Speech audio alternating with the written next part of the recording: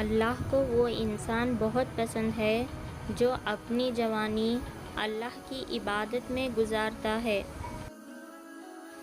اللہ کا شکر ادا کرو، یہ نہ سوچو اللہ تمہاری دعا کو فوراً قبول کیوں نہیں کرتا، بلکہ یہ شکر کرو کہ وہ تمہارے گناہوں کی سزا فوراً نہیں دیتا۔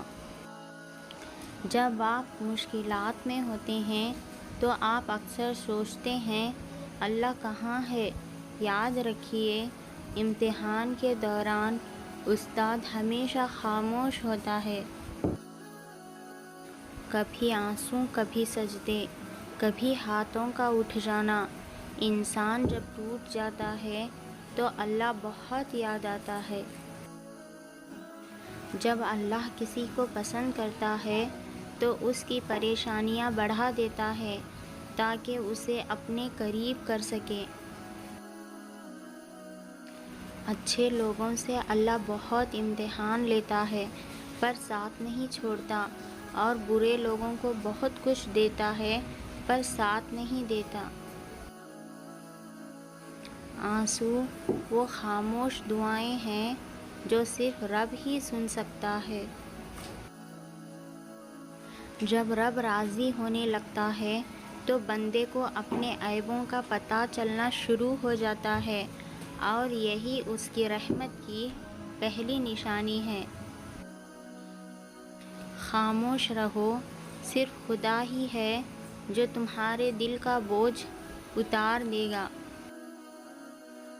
لوگوں کے سامنے مسکراتے رہا کرو اور اللہ کے سامنے رویا کرو، کیونکہ دنیا مسکرانے والوں کو پسند کرتی ہے اور اللہ رونے والوں کو۔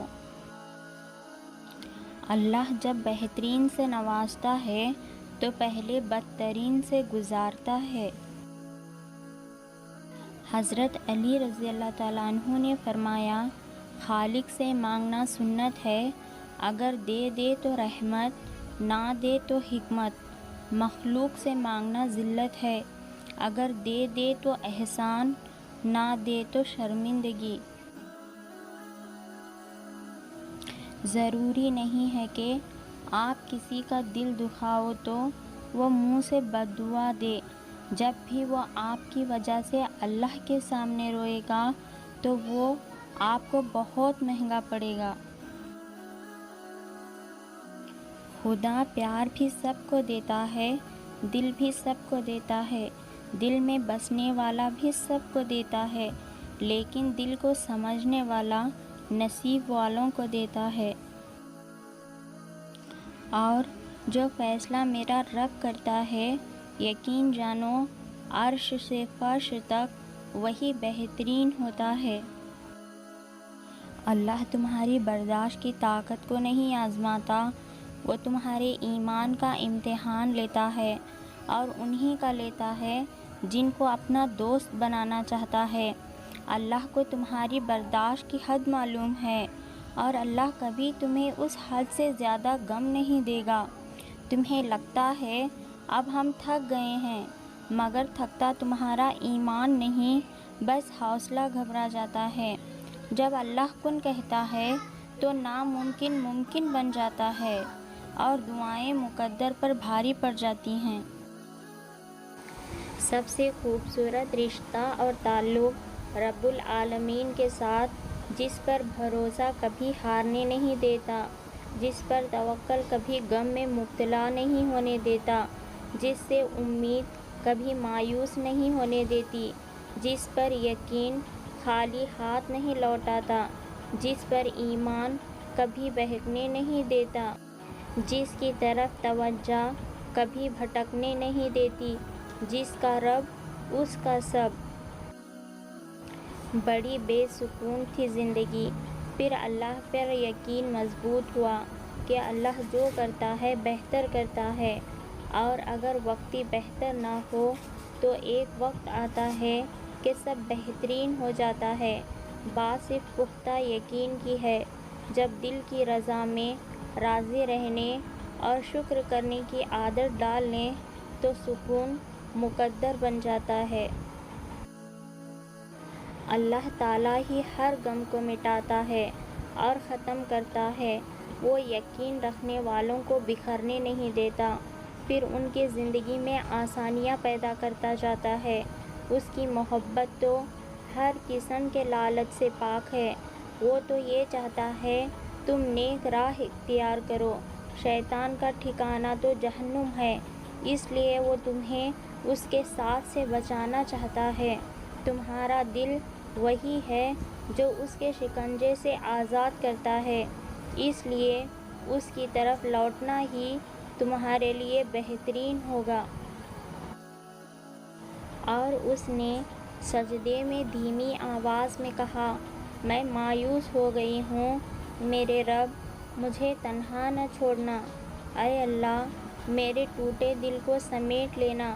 اور اللہ کی طرف سے بڑی محبت سے سورۃ الضحیٰ میں جواب آیا، تمہارے رب نے تم کو ہرگز نہیں چھوڑا اور نہ وہ ناراض ہوا، اور یقین جانو کہ عن قریب تمہارا پروردگار تمہیں اتنا دے گا کہ تم خوش ہو جاؤ گے۔